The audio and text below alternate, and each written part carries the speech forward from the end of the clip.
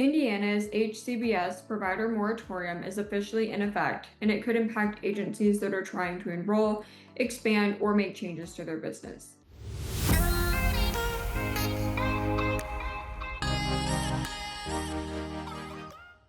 The moratorium began on August 1st, 2026, and will last for at least 6 months. Indiana can also extend it an additional 6-month period, so there's no guarantee that enrollment will reopen after the first 6 months. This moratorium applies to services under 5 waiver programs: Pathways for Aging, Health and Wellness, Traumatic Brain Injury, Community Integration and Habilitation, and Family Supports waivers.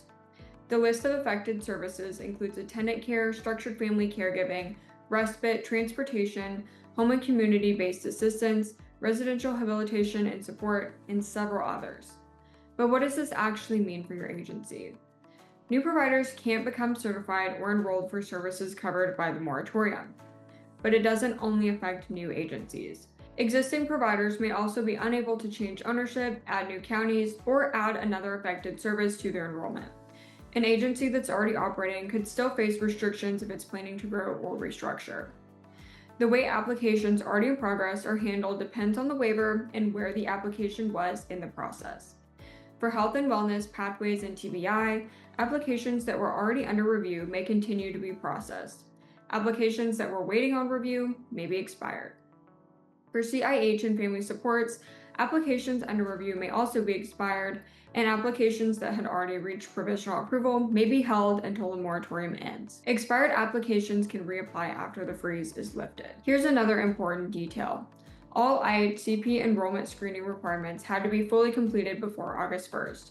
It wasn't enough to simply submit the application. Applications with incomplete screening may be denied, and the provider may need to reapply after the moratorium ends. If your agency had an application in progress, contact IHCP and confirm whether it is being processed, expired, denied, or held.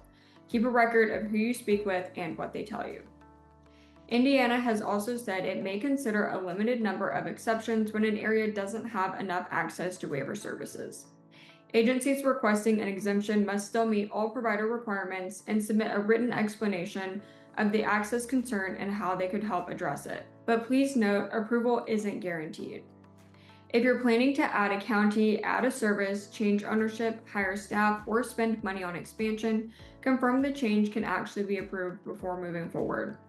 Agencies staying in the same counties with the same services and ownership can continue serving clients and billing as usual. The biggest takeaway is that this is more than a pause on new providers. It can affect pending applications, ownership changes, expansion plans, staffing, and other business decisions. Before making your next move, check whether your service is covered, confirm the status of any pending application, and verify what your agency is allowed to do right now. Always confirm your agency's specific situation with IHCP, FSSA, or a qualified legal professional. If you have any questions about how the moratorium could affect your agency, book a free meeting with the GEO team and we'll help you better understand your next steps.